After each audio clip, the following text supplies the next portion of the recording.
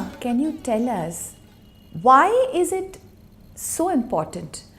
You hear the Bhagavata Purana being done and being read in a number of places, and amongst all the Puranas, this is something that one hears of often and it seems to have a lot of importance. So why do we place such a lot of importance on this? Yeah, that's a very beautiful question. We all have to know this.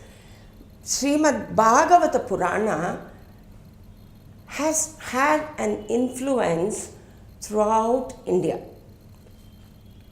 In every state, in every language, there has been a translation. Tamil or Malayalam or Kannada or Hindi, Maharashtra, we have had poets who have understood what the Purana is because there is a rasa in it. The rasa that it has all the 9 rasas in it. And so it appeals those rasas to the different kind of people who approach it. And this Purana, when compared to all the other Puranas, it is complete. The Purana, there is a Pancha Lakshanam.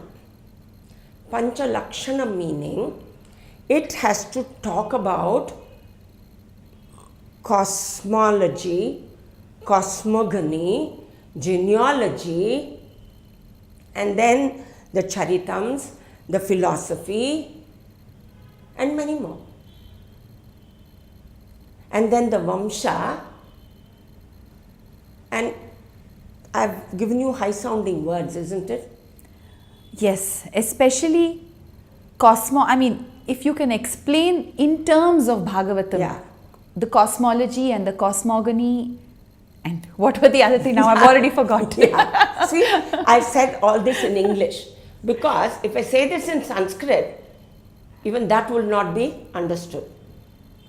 Sarga, that is creation. That is the English high sounding word cosmogony. All about creation. How did this universe come into being? And then next is cosmology. We call that as Pratisarga.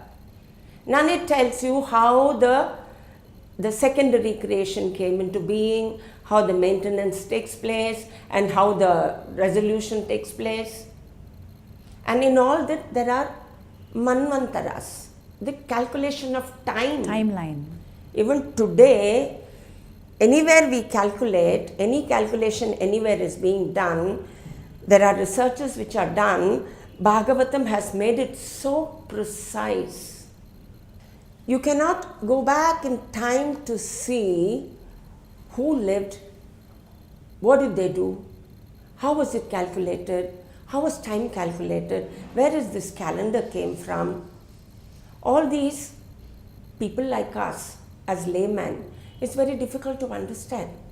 The astronomy is a separate science that they study, and what happens here is Bhagavatam is giving you a very clear description of time where the modern science is also, would say, catching up with.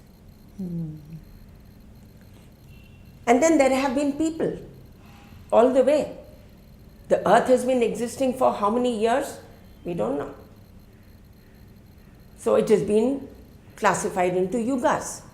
We can think of Krita Yuga, Treta Yuga, Dwapara Yuga, where Krishna Avatara took place, and then Kali Yuga, which we are all living into.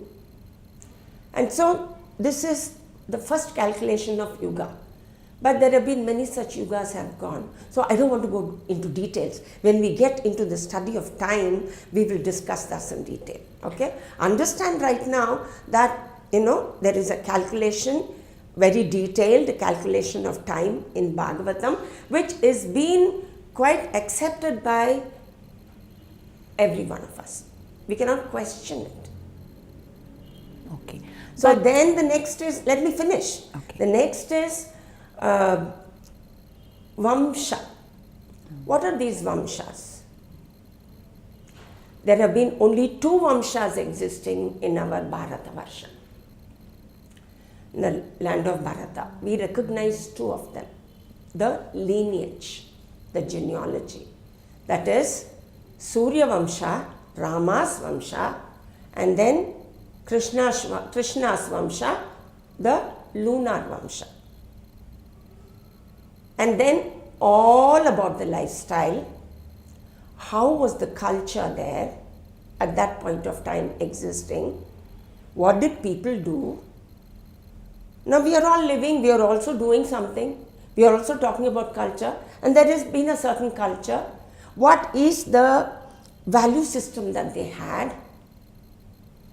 And if the same universal values of ahimsa is still we are talking about today, so it is relevant. Pura api nama. It's still new. So, and then another thing that we have is small, short stories, anecdotes, which help in understanding the vision of Bhagavatam. So this is basically the topics, and all the other Puranas do not deal with in this manner completely. So Shrimad Bhagavatam is a complete in itself.